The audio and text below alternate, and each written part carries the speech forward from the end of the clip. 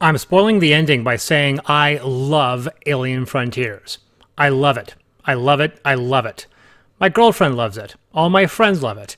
I hadn't been convinced to love it. I saw it played once, fell madly like Tom Hanks in every film with Meg Ryan, lightning struck to a Shakespearean degree. It was a combination of easy game mechanics coupled with an elegant sci-fi theme. It's not perfect, and one so enamored should not be ignorant of its shortcomings. But many of these have been resolved by the game's largest and most important expansion. The irony of this adoration connects Alien Frontiers to another game through its ultimate goal, though approaching said goal with vastly different mechanics. However, before the reveal of that game, I must offer the provision that I am against the common opinion in that how do I put this? Utterly despise this game. That opinion is not shared. We were recommended it by someone that claimed it was one of the best games he had ever played. These two games, despite featuring different methods, reach a nearly identical win state, demonstrating that the destination need not matter if the journey were vexing. So, let's get this over with. Mission Red Planet. I know, the hate will flow. And once again, stressing this is my subjective opinion based on numerous plays. The two games involve identical win states.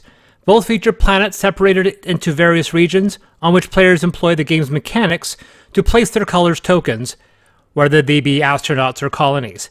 Once placed, these tokens can be removed and shifted, and by the end of the game, players receive points based on who has majority control of each region. Mission Red Planet utilizes a set of 9 cards numbered accordingly. The first player has one duty: to run the countdown from 9 to 1. When your selected card's number is announced, reveal it, carry its instructions, mostly involving the placing of your color's astronauts in one of the docked ships. As you might have figured out, the lower numbers carry significant amounts of risk, as the rockets may take off or be destroyed before all players have had their chance to have a turn. There are several cards with the potential to either completely deny another player progress or carry the risk that the selected card would be useless when the number is announced. What I find odd is that the skip a turn mechanic is almost uniformly vilified in modern gaming, even when turns are effectively limitless between low player count games. Mission Red Planet goes to 5 players, and to make the situation even worse, it has a limited number of rounds. Meaning, if you're knocked out of one, your chance of victory greatly diminishes. I'm honestly surprised this game is as popular as it is. I'm not saying I like Mission Red Planet despite flaws. I'm upfront in my declaration that I hate this game. Thus, the irony in my contrary emotions regarding a game with, as said previously, features an identical win state. Now, switching over to the positive, Alien Frontiers is superbly easy to set up and play. Lay out the game's 2 resources, cover each sector with its matching tile, and give each player their colored box. Oh my god, I love these! These are adorable! Not a penny zipper bag, but a customized, personalized box, like a Cracker Jack container or a Kinder Surprise. Inside are your 6 dice, equating your ships used in the game, along with your point token rocket ship and your 8 colonies. Wait. 1, 2, 3, 4, 5. 9. 9 colonies? That's weird. And yes, these are awesome. Not overly detailed, but the clear plastic bubble is a nice touch. They did not have to implement this, and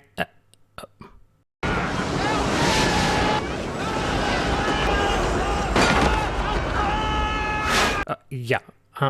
I'm just sorry. The game ends when a player places their last colony upon the planet. Each player begins with 3 dice and 1 random alien technology card. At the beginning of a turn, dice are retrieved and rolled. They are then placed at matching locations of the player's choice. Dice plays are persistent, potentially locking options off for future players. Options are limited based on player count, forcing players to alternate strategies on each turn. Admittedly, the symbology can be somewhat confusing. If you roll doubles, you can pay 1 of each resource at the shipyard and gain an additional ship/die for your next turn. Each additional die costs 1 additional resource of each type. Roll triples, pay 3 ore at the colony constructor, and place 1 colony anywhere on the planet.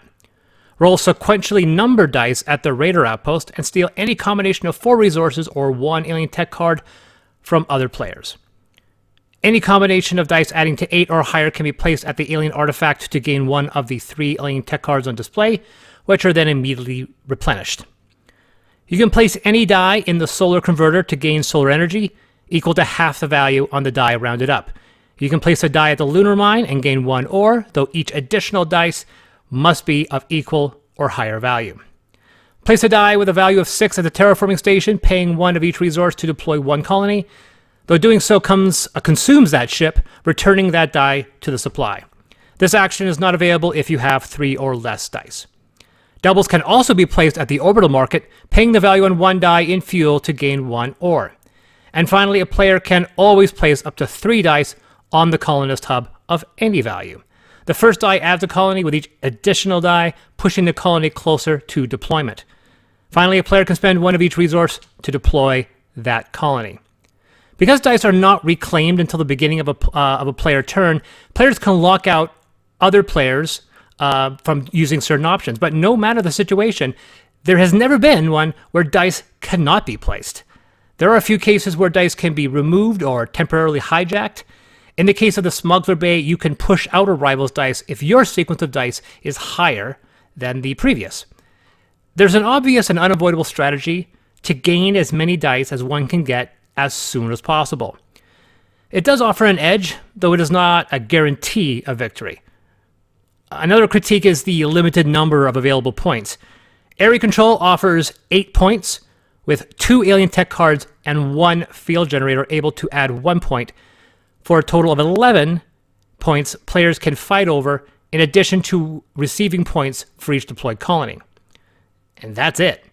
This is where the expansion comes in. Factions. Such a necessity that it makes one curious if one should acquire this game without it. It almost feels like DLC for a PC game that was removed just to be sold later. It's that mandatory. These add character cards for players, offering a permanent bonus along with an additional location to add dice. Players can use your location, but must pay a fuel fine to do so. There are additional tech cards, but also secret objective cards with both an in-game and an end-game objective. Each player gains 2 at the start and can acquire more later. Each one can be claimed once, adding more available points to the game. Factions also adds a 5th player, which I would avoid as its inclusion will result in potentially one player not having a spot on the colony ladder. This total package places Alien Frontiers as not only my favorite die placement game, but also one of my favorite games, period, easily in my top 10. Now, adding in the Factions expansion solves many issues the core game suffers from. The only option I can offer for alternative play come via a potentially solo/cooperative variant, or perhaps even a one versus all variant. Solo/co-op. I initially thought that a game with die placement would not work for cooperative play. Then I got inspired with the idea that worked in limited testing, did not require physical modification, though does add some additional rules. Firstly, remove the Alien Monument and Alien City cards along with the 3 blank Alien Tech cards included in the game. You can rename them as Alien Ziggurat, Alien Tomb, Alien Relic, or anything else. These are the objective cards. Draw and reveal 3 non-objective Alien Tech cards, then 1 for each player as normal. Then draw 8 more, add and shuffle in the 5 objective cards, and form a draw pile. The remaining cards are returned to the box. Place 8 of these cards face up next to the board and cover each with a region tile.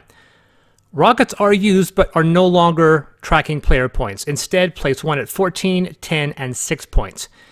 Give another to a random player to indicate first player. This alien world, which we'll call Altair, is teeming with advanced alien technology. 200,000 years ago, the native population, the Krell, vanished, leaving their knowledge and technology. The first research outpost discovered a massive internal machine hidden within the planet, more than 8,000 cubic miles in size, and powered by more than 9,000 nuclear reactors. Upon activation, it immediately began resisting attempts to reveal its secrets.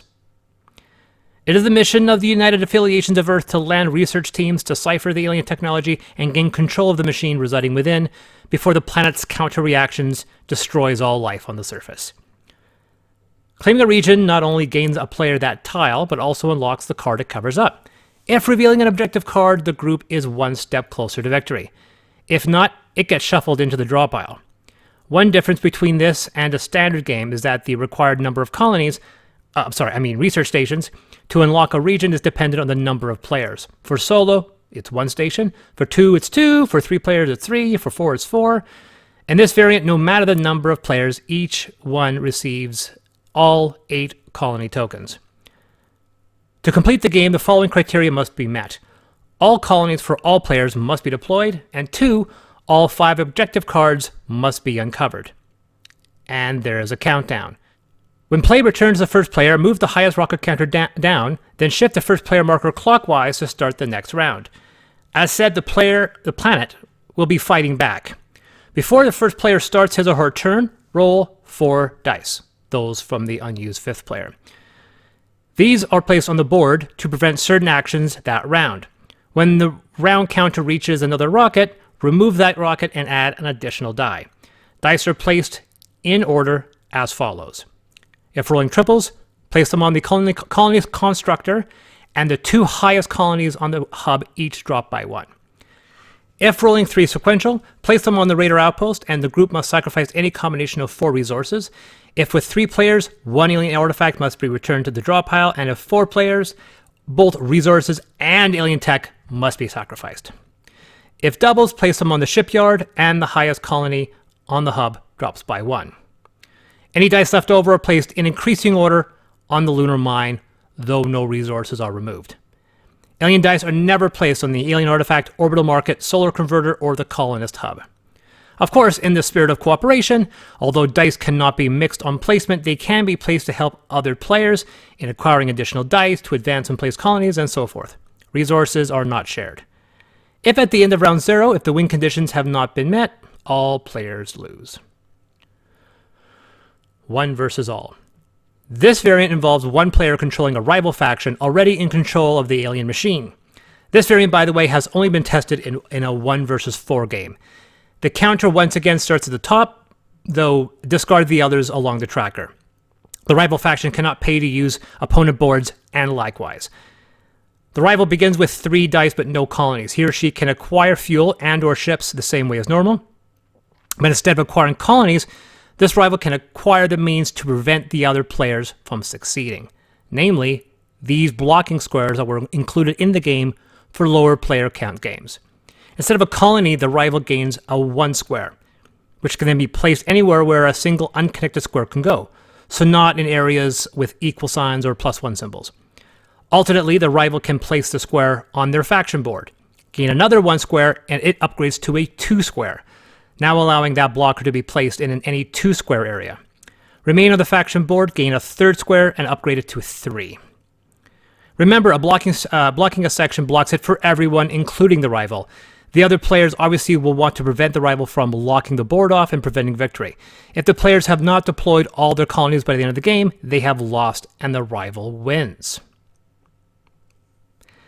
Alien Frontiers will always remain a permanent addition to my collection, and I hope I continue to enjoy it for years to come. Although requiring at least 1 expansion to make it complete, the total package is still a reasonable cost.